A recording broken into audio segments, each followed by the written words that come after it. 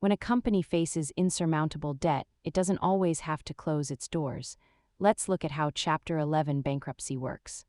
At its heart, Chapter 11 is a legal process focused on reorganization rather than liquidation. It gives a business a fresh start.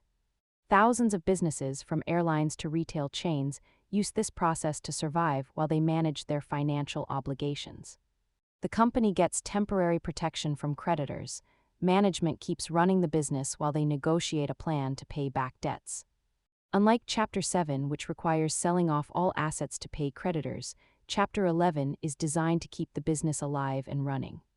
Not every filing succeeds. Many companies successfully restructure, but a significant portion eventually moves to liquidation if the plan fails. Remember, bankruptcy is a tool for survival, but the underlying business model must still be viable for the company to emerge stronger. If you found this breakdown helpful, save it for your notes and subscribe for more money basics. See you in the next one.